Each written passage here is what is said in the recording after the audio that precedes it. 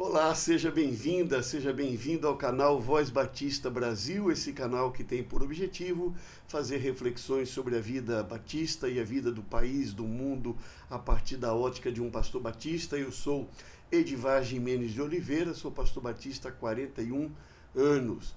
E nesse momento eu estou fazendo uma série de reflexões sobre a reforma do Estatuto da Convenção Batista de Pernambuco, uma vez que foi dada a uma comissão a incumbência de fazer uma reforma no apagar das luzes da diretoria, do mandato da diretoria da convenção, e tendo tido acesso a essa proposição, percebi que a grande mudança tinha a ver somente com a possibilidade da diretoria ser ou não ser reeleita, já que o estatuto atual não permite a reeleição. Então resolvemos fazer uma revisão no estatuto e fazer uma nova redação para esse estatuto, não apenas mudando estrutura de redação, mas mexendo na parte operacional da convenção.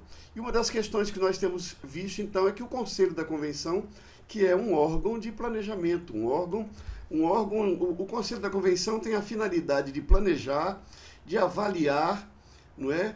E pode até deliberar assuntos eventuais cuja responsabilidade não estão previstas no Estatuto da Convenção, nem dos órgãos executivos ou auxiliares, e ele também tem como função garantir que o Estatuto, o Regimento Interno e deliberações sejam cumpridos. Essa é a finalidade do Conselho.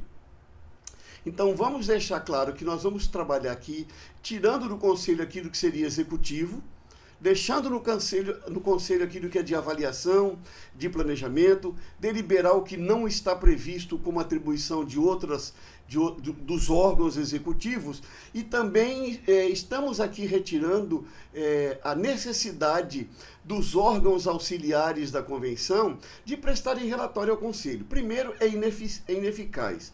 Um conselho, num dia de reunião, não tem como resolver problemas de 8 organizações auxiliares, além do Colégio Americano Batista e da Secretaria-Geral. Então, nossa proposta é, o Conselho vai cuidar da Secretaria-Geral, e dentro dela tem a área de missões, a área de educação, a administração, o sítio Silvânia, a área de comunicação. Então, já é muita coisa para o Conselho e ainda o Colégio Americano Batista. Então, as organizações auxiliares, elas não precisam prestar relatórios ao Conselho. Por quê? Porque elas têm assembleia própria, porque elas têm conselho fiscal, ela tem diretoria. Não faz sentido isso, tá? Elas podem ser convidadas para participar de um planejamento comum, né? Elas têm assento na reunião do conselho e, enfim, pode até dar informações se for o caso, mas não precisa ser aprovado o relatório das organizações. E aquelas organizações que receberem dinheiro da convenção, elas então prestarão contas do uso desse dinheiro. Aí elas terão só que prestar contas do dinheiro, senão no ano seguinte elas não recebem dinheiro, tá bom? Então nós estamos colocando aqui como atribuição do Conselho, na verdade, mais avaliação, planejamento, deliberação sobre os órgãos executivos da convenção. O Conselho... também eu estou ajustando aqui que toda vez que houver informação prévia que uma pessoa do conselho vai faltar, um vogal, o suplente, pode ser chamado. Porque o suplente geralmente é chamado quando há uma vacância. Quando alguém deixou o conselho, morreu, mudou de cidade, não quer mais trabalhar no conselho, o suplente é chamado.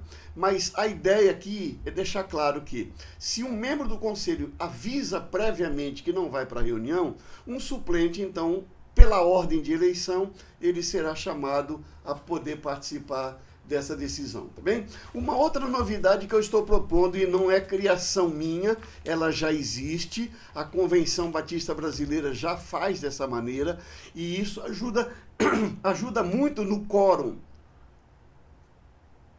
tanto na instalação quanto nas deliberações. A proposta é que o quórum para instalação e deliberação do Conselho da Convenção seja de maioria simples dos 15 membros eleitos pela convenção e dos 7 membros da diretoria. Então, a convenção elege 15 pessoas, mais 7 da diretoria, formam 22 pessoas. Então, qual seria o quórum para instalar o conselho ou para deliberar? que se tenha 12 membros do grupo de 15 e da diretoria. Tendo essas 12 pessoas para instalar e para deliberar. Não pode deliberar sem que haja pelo menos 12 pessoas que compõem a diretoria e o grupo de 15. Tá bem? O resto fica mantido. Das organizações auxiliares, eles poderão ter direito a voto. E aí nós deixamos muito claro também essa participação, que todo aquele que deixar de ser membro de uma igreja filiada à convenção ou assumir pastorado efetivo de igreja não filiada à Convenção Batista de Pernambuco, ele deixa de ser membro do conselho. Também vai definir que os executivos das organizações executivas e auxiliares e das associações regionais, eles terão direito a voz, mas não a voto, os executivos, tá? E também regulamentamos a participação de membros de igreja. Membros de igrejas filiadas poderão participar das reuniões do conselho sem direito a voto, podendo ter direito a voz por decisão do presidente à luz do tempo disponível ou natureza do assunto. Ou seja, para que não atrapalhe, de repente começa a chegar muito membro de igreja para participar da reunião do conselho, então nós estamos dando ao presidente a prerrogativa de poder conceder ou não a palavra a uma pessoa que é membro de igreja e não é do conselho. Isso dependendo do tempo que tiver a sessão e da natureza do assunto. Mas o membro da igreja pode, em princípio, sentar lá e assistir a reunião do conselho. Se ele quiser falar, o presidente vai analisar se é possível ou não naquele momento, mas estamos trazendo uma regulamentação para esse assunto. Também estamos propondo aqui que o conselho possa aprovar ou reformar regimento interno dos órgãos executivos, ad referendo. Por órgãos executivos, a gente vai definir mais adiante, são aqueles órgãos que respondem diretamente ao Conselho da Convenção, ao Conselho Fiscal da Convenção e à Assembleia da Convenção. Os órgãos auxiliares que respondem à sua Assembleia, à sua diretoria, ao seu Conselho Fiscal, esses aí, nós não podemos reformar o estatuto deles. O Conselho não pode reformar o estatuto desses órgãos. Mas o Conselho, também como novidade, ele poderá conferir o estatuto ou regimento interno das organizações auxiliares ou associações visando eliminar incompatibilidade. Então, sempre que uma organização auxiliar reformar o seu estatuto, não precisará ir para a Assembleia da Convenção. Basta encaminhar o conselho avalia incompatibilidade. O conselho não tem poderes para reformar ou mudar reformas do estatuto, mas ele tem poderes para identificar se há algum ponto no estatuto de uma organização auxiliar ou de associação que é incompatível com o estatuto da convenção ou regimento interno da convenção, e nesse caso ele pode recomendar que a mudança seja feita ou a organização perde o assento e o direito a voto no conselho, tá bem? Elaborar o plano de cargos e salários, continua com o conselho.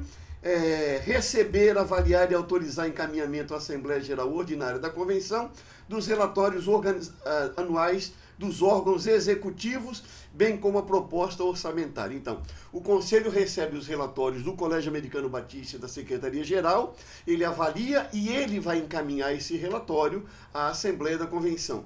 Não terá necessidade de fazer isso com relatórios das organizações auxiliares. As organizações auxiliares deixam de prestar relatórios nas assembleias. Ela poderá ter um tempo na programação para trazer uma palavra inspirativa ou desafiadora para o plenário da convenção. Isso pode ser garantido no regimento interno, mas ela não terá mais necessidade de elaborar um relatório, porque ela já presta o seu relatório para a Assembleia. A União Feminina tem Assembleia, a União Masculina tem Assembleia, as organizações têm suas Assembleias. Então, os relatórios têm que ser aprovados nas suas Assembleias, com o seu Conselho Fiscal, e não na Assembleia da Convenção. Repito, na Assembleia da Convenção, as organizações teriam mais um tempo para inspiração, para desafio e não para aprovação de relatório. Eu acho que isso torna mais dinâmica a Assembleia da Convenção. Também fala aqui como atribuição do Conselho, intervir em órgãos auxiliares ou associações regionais de igrejas quando solicitado por escrito. Então, em relação aos órgãos executivos, Colégio Americano Batista, Secretaria-Geral, o Conselho pode fazer uma intervenção. Ele tem poderes para fazer essa intervenção e o Estatuto vai dizer todos os critérios em relação ao interventor. Mas em relação aos órgãos auxiliares e associações, o Conselho só poderá intervir na seguinte situação: quando solicitado por escrito por maioria de membros da diretoria. Primeiro, então, se a diretoria da União Feminina, em sua maioria, entende que ela precisa de uma intervenção do Conselho, faça o pedido por escrito e o Conselho pode fazer uma intervenção na União Feminina, por exemplo. Ou, por maioria dos membros da diretoria do órgão solicitante, por maioria de membros do órgão solicitante ou por 10% dos associados. Então, maioria dos membros da diretoria ou 10% dos membros associados. Então, se a União Feminina tem 300 igrejas que são associadas, 10% dessas igrejas, 30 igrejas, fazem um abaixo-assinado, pode pedir ao Conselho, para o Conselho fazer uma intervenção, o Conselho então vai lá saber o que está acontecendo e, havendo necessidade, ele faz intervenção. Tá bem? Isso para deixar claro, mais claro, a independência das organizações auxiliares e das associações. O Conselho só vai intervir se houver uma solicitação nesses termos, né? E aí a gente prossegue, chega no final, a apresentação ao Conselho Geral da gravidade da situação que exige atenção ou intervenção será de responsabilidade do Conselho Fiscal. Ou seja, uma intervenção na Secretaria-Geral ou no Colégio Americano, que na nossa proposta se tornariam órgãos executivos da convenção e não órgãos auxiliares ou não uma instituição como era, para que haja uma intervenção tem que haver um parecer do Conselho Fiscal. O Conselho Fiscal vai examinar as contas da convenção na Secretaria-Geral e as contas da convenção no Colégio Americano Batista. Se houver necessidade, ele dá um parecer indicando que está havendo necessidade de intervenção. Fica vedada a ocupação de cargos em órgãos executivos da convenção por membros do Conselho até 6 meses após a data prevista para o fim do mandato para o qual foi eleito. 6 meses poderia ser 12 meses, mas qual é o objetivo? Eu já participei de convenção em que membros do Conselho criavam uma instabilidade tal para os executivos, seja do colégio, seja da secretaria, e fazendo críticas, provocando instabilidade, e depois, quando havia a demissão, ele podia entrar no cargo e se candidatava, e entrava no cargo, assumia o cargo. Então, para evitar isso, membro do Conselho não pode ocupar até 6 meses, mesmo que ele entregue o cargo. O que vai ser calculado é o tempo do mandato. Ele foi eleito para terminar o mandato em 2026, só depois de 1 ano ou 6 meses depois do fim do mandato dele é que ele poderia ocupar um cargo. Isso para garantir estabilidade em quem está no cargo de administração. Outra novidade, no artigo 38, parágrafo 5º, fica vedada a efetivação de interventor no cargo. Fica agora definido em estatuto. A pessoa está na diretoria da convenção e essa pessoa assumiu a direção do Colégio Americano Batista. Ela não vai poder continuar como diretor do Colégio Americano Batista. Ela assumiu, como interventor. Qualquer interventor. A pessoa foi convidada para ficar na intervenção, ela já sabe pelo estatuto que ela não vai poder ser efetivada, nem no Colégio Americano Batista, nem na Secretaria da Convenção. Se for interventor, é período de intervenção, terminou o período, se convida a pessoa dentro do processo normal de contratação, tá bom? Então fica aí essa novidade no artigo 38, parágrafo 5º. No artigo 39 fala a respeito das despesas de transporte para os membros do conselho, que vai ser melhor regulamentado. Então fica aí essa palavra hoje sobre o conselho, e no próximo vídeo eu vou falar sobre dos órgãos executivos da convenção. Nós vamos falar sobre cada um deles e como seria então as suas atribuições e o seu processo. Se você gostou, curta, comente e compartilhe. Isso nos ajuda bastante. Se tem dúvidas, deixa a sua provocação aí nos comentários ou entre em contato comigo pelas redes sociais. Se for no Instagram ou Facebook, @EdivarJimenezD.